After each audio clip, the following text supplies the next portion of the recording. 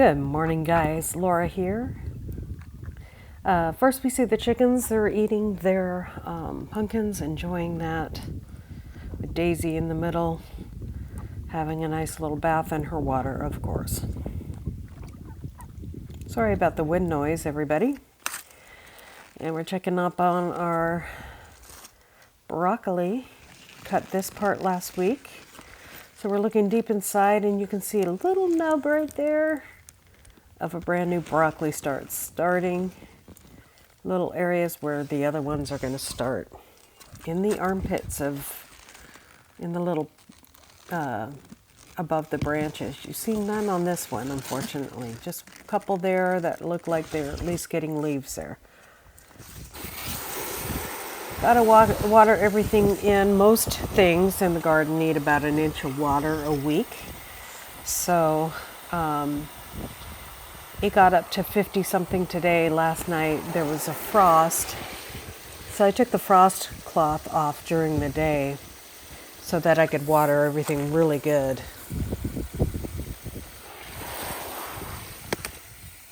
And we'll come back and harvest this cabbage and show you how big it is.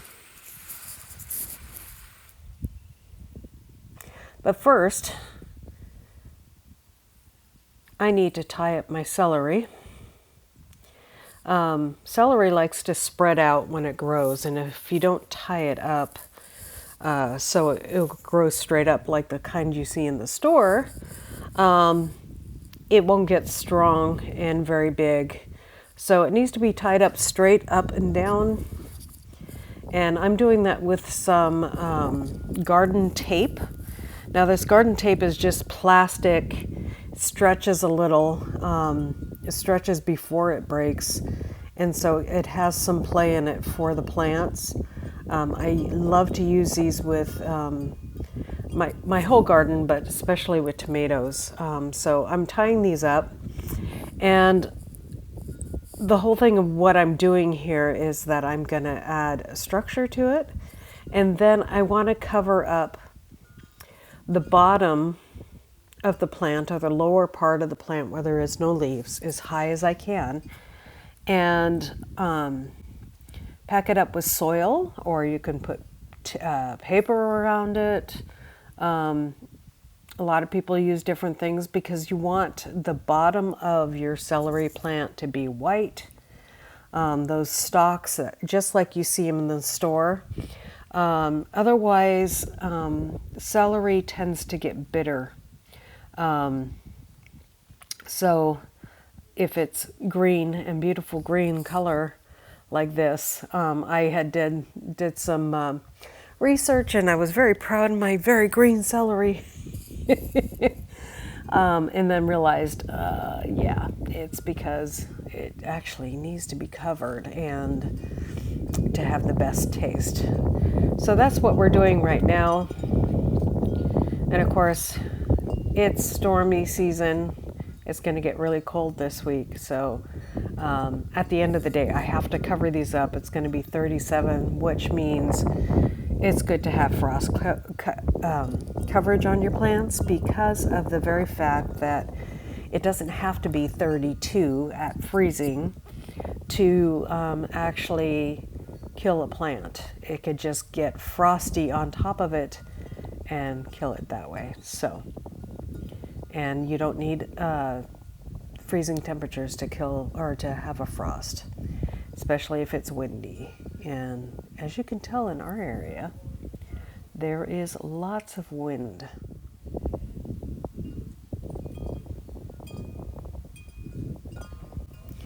So please, this is the first time I've grown celery. If you guys have any recommendations for me, please feel free to leave a comment. I would appreciate it and love to hear your opinions, your preferences. Remember, I am in Tennessee. So if you're in a different garden zone, I'm 7.5, 8, somewhere and around there. It's hard to tell up here on the ridge in Tennessee in the hills. But our area is supposed to be about a zone 7.5, 8. Um, so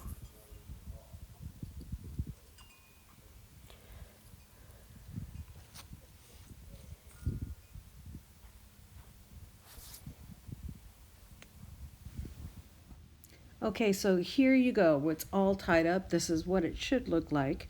Unless you added paper around it, a lot of people like just to tie paper around it. It decomposes well. It works. It works really well, guys.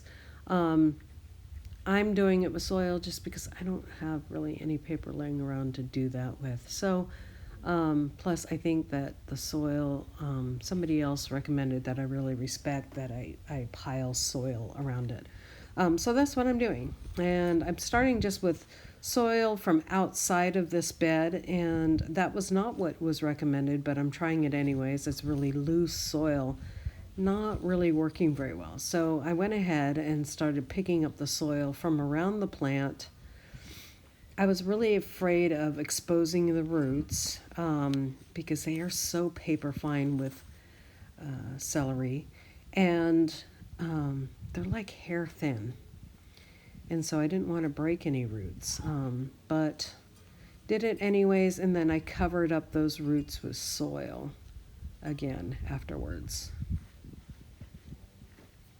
Got this done rather quickly. Took me about 10 minutes to do the whole thing, and was happy with the results, and hopefully I can show you guys at the end of the season in a few weeks here, or a couple weeks, hopefully sooner than later. We will have some good celery to show you guys. And to dehydrate.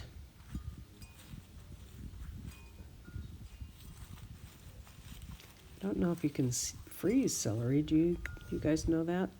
I have never heard that you could. I know that you can can it, but it doesn't turn out very well.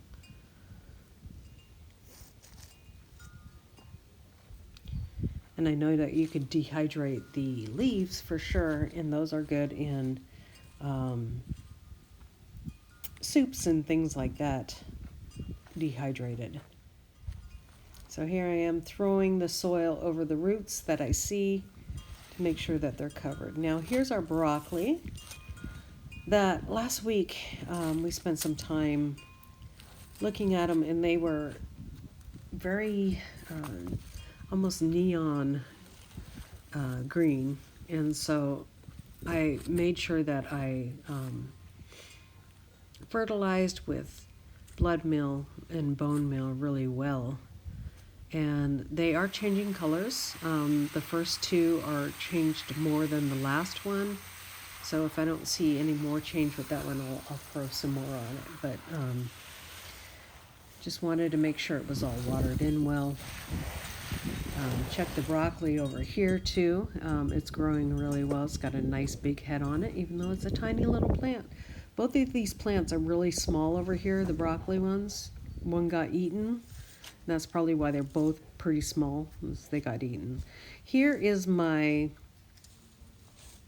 garlic, and it's came out really well, but of course we have tons of leaves on it, so that should help it over winter, the cold.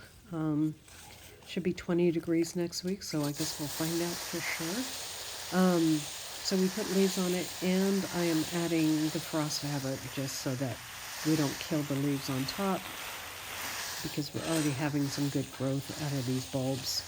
And my sister gave these bulbs to me, so I don't want to fail. You know how it is when people are like, how's that thing doing that I got you?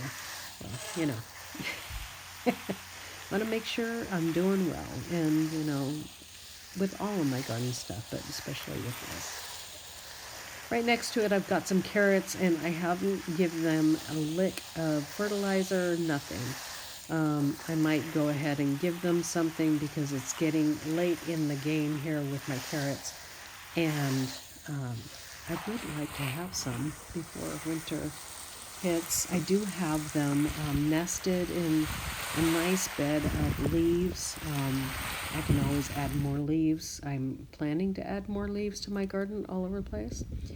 Now, this cilantro is doing fantastic in the garden, and I have picked so much of it, and here I am picking it again to dehydrate it. One thing I've really been impressed with is how cilantro keeps its taste. I don't know how long it keeps its taste when it's been dehydrated, but right out of the gate, the cilantro that I've had that's a few weeks old and is dry tastes fantastic, guys. So totally recommend doing that, just dehydrating it with a normal, easy dehydrator and throwing it in. I put it in a can or a bottle, like a canning bottle, and put a lid on it, and there you go. You just crumple it up in there and put it in there, and you got some cilantro through the whole year instead of, that's the one thing that our family always goes to the store for when we won't grow it or it's out of season.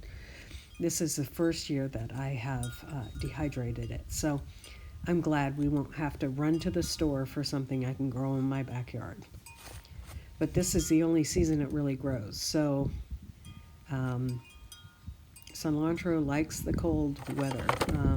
A lot of people think, and they plant it in the summer because they think it goes on Spanish food, and it's warm there. So there is a different kind of cilantro that it's a Spanish cilantro that does well in the heat. This is another whole little kiddie pool that I have it in.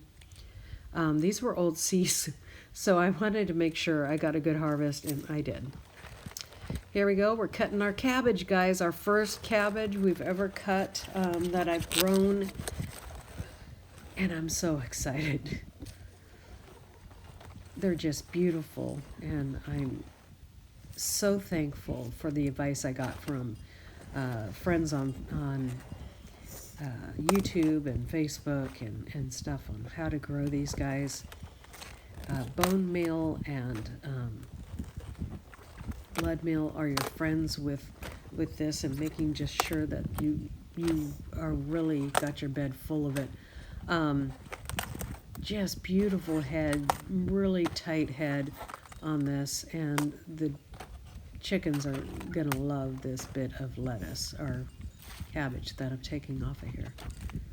It's really, really nice and tight and beautiful, and I'm so thankful. I could have left it longer and it would have been bigger, but when you're so excited that something's done so well, you want to pick it. And there they go. They're enjoying that for sure. And the ducks are over there and enjoying it, and the turkey's in there getting that cabbage. And they'll scratch it into that area and just make some beautiful soil underneath. Now here we go. We got our cilantro, and we are going to clean it up, throw it in the salad spinner. Excuse me a little bit, I have a cold.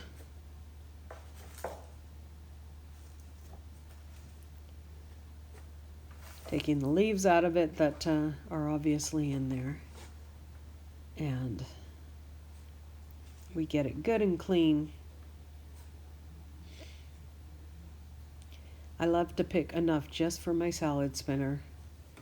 And the thing about cilantro, it will come back and come back and come back as long as you leave 2 leaves on the branch that you're picking it from. So if you cut it like just above those 2 leaves, you are going to have cilantro for as long as the garden will hold it out, or the weather will.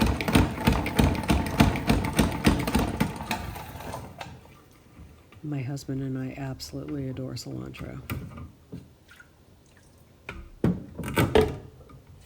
Put a lot of water in it. I always rinse things twice. And then after that, I go ahead and really spin it really hard afterwards and get it as dry as I can in here. You can see that the water is pretty clear. It's not like when you get cilantro out of the store.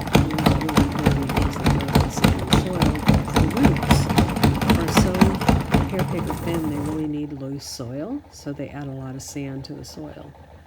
So it does need loose soil though, for sure. So are the celery needs really loose soil as well. Okay, there we go. We're going to get it on our dehydrator. I have these little things. I don't really need to use them with this, but I just spread it out so that it's not anywhere chunky. And that is it. That's our beautiful day of harvesting and taking care of our garden.